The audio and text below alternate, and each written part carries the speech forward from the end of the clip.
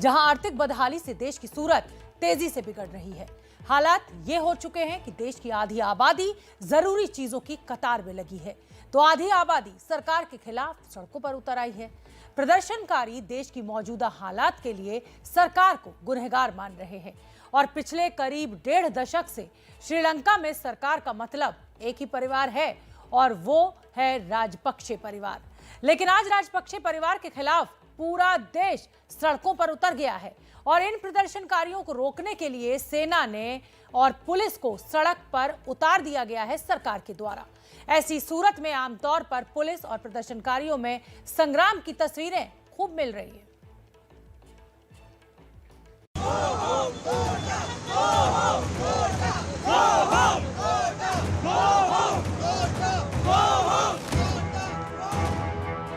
श्रीलंका में हर नया दिन मुसीबतों का ग्राफ एक नई ऊंचाई पर पहुंच जाता है और इसके साथ सरकार के खिलाफ गुस्से का ग्राफ भी चढ़ जाता है।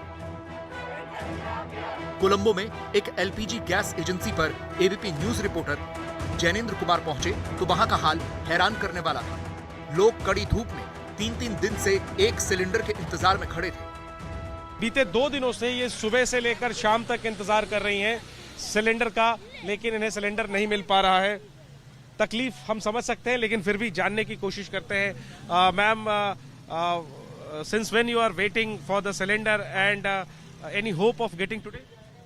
Not today, because from yesterday also I came around 7 o'clock in the morning, and then we are waiting around until 3 o'clock.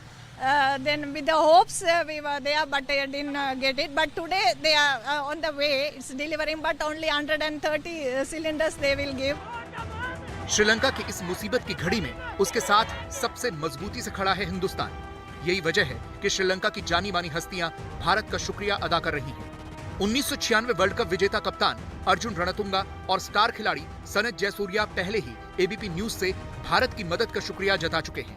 अब स्टार बैट्समैन रोशन महानामा ने भी भारत को थैंक यू कहा है। I think we've got to this stage because our leaders have not been far-sighted, and I think they need to take the responsibility. माना जा रहा है कि श्रीलंका चीन के कर्ज जाल में फंसकर कंगाल हुआ है और अब जब श्रीलंका भंवर में फंस चुका है तो चीन तमाशा देख रहा है। लेकिन भारत ने उसे इस भंवर से निकालने का बीड़ा उठाया है बिना किसी नफे नुकसान की परवाह किए। श्रीलंका और भारत के संबंध जिन 3 धाराओं के संगम पर स्थित हैं, वो त्रिवेणी, वो 3 धाराएं हैं।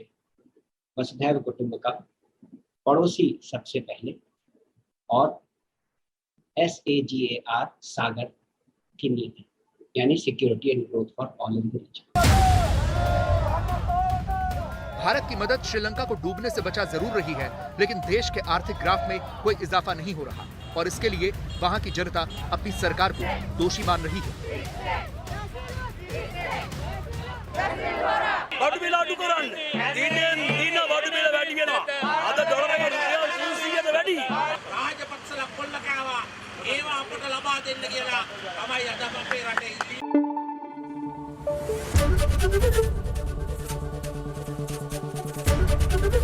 एबीपी न्यूज आपको रखे आगे।